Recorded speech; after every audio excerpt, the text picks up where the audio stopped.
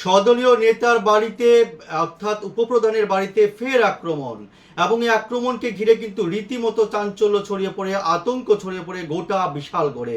এই ঘটনার পরিপ্রেক্ষিতেই কিছুক্ষণ পরেই গোলাঘাটের দুই যুবককে মারধর করে পাল্টাপাল্টি এবং সেই গোলাঘাটের ওই যুবকের স্বর্ণের চেইন সহ নগদ টাকা নাকি ছিনতাই করা হয়েছে, এমনটাই অভিযোগ করেছেন সংবাদ মাধ্যমের মুখোমুখি হয়ে ছিনতাই বা আক্রমণের শিকার হওয়া ওই যুবক।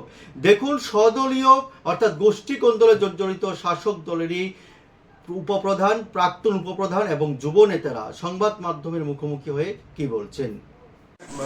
বাইপাসে দেবাশিস ধরের সঙ্গে কথা হয়েছে যে আপনি আমরা জায়গা জমি নিয়ে তাই প্রায় প্রতিনিয়ত আমরা জায়গা জমি তাই ডিস্টার্ব করে রাখি আমরা তাই না করে মানে কি করে জায়গা কি করে জায়গা দালালি করে। আচ্ছা, তাই বারবার না করে আপনারা জমি নিয়ে মানে কি করতে চায় আমরা এজমালি জমি তো তাই না করেছে যে আপনি এইসব জায়গা জমিতে আপনি যাবেন না, তাই বারবারই জায়গা দিতেছে। তাই সঙ্গে আমরা এখানে দুই একজন আছে তাই হেল্প করতেছে। তো তাই বারবারই তাই না করেছে যে আমরা জায়গাতে ইনজেকশন জারি করা হয়েছে যে আপনি যাইবেন না এটা বলে, তাই বারবারই যেতেছে বারবার। তো আজকেও বাইপাসে বোঝানো হয়েছে যে আপনি যাইবেন না এই সেই। তো তাই বলছে ঠিক আছে আমি যেতাম না।